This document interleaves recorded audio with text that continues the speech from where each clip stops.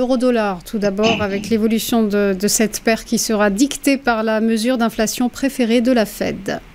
Oui, donc là, à savoir les dépenses de consommation personnelle des Américains dont on vient juste donc de parler dans ce point macroéconomique, hein.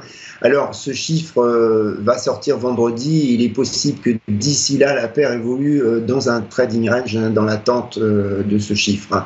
Alors, l'économie européenne, je dirais, s'améliore progressivement, hein, comme nous l'a montré les indices des directeurs d'achat la semaine dernière, hein. On a un secteur manufacturier qui remonte tout doucement.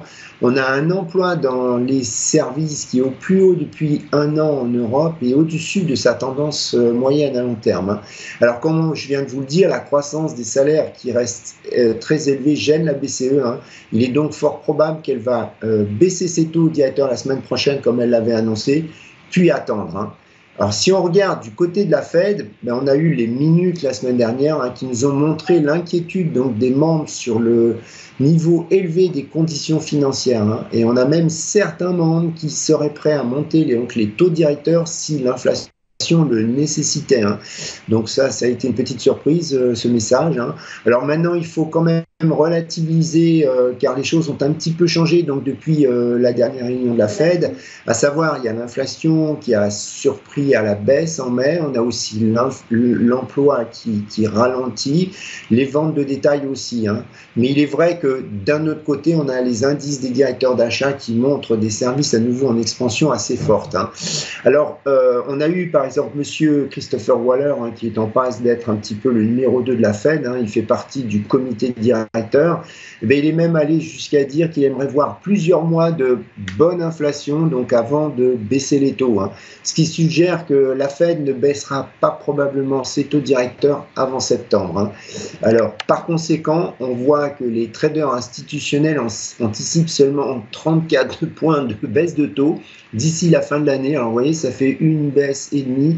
Voilà, c'est très très faible, hein, quand on pense qu'avant, ils anticipaient plus de 6 baisses de taux.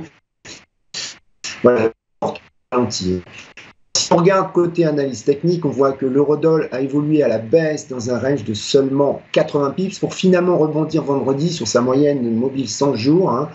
Et il a donc terminé la semaine dernière quasiment au même niveau avec seulement 20 pips de baisse, hein. Alors si on regarde comme support, on a 1,0805, 1,0811, hein, donc on n'est pas très loin. C'est le plus bas de la semaine dernière et c'est le niveau de la moyenne mobile 100 jours, hein, donc c'est un support plutôt intermédiaire. En dessous, on a 1,0740, 1,0766, hein, donc la paire, elle avait buté pas mal de fois sur ce niveau, donc depuis le 25 avril dernier, avant de le franchir juste avant la publication du rapport sur l'emploi américain. Alors, c'est aussi le plus bas qu'on a vu très brièvement post-publication des prix à la production qui avaient choqué par leur niveau élevé, hein, et qui avait fait craindre donc une inflation très forte et qui a été un petit peu invalidée le lendemain. Alors,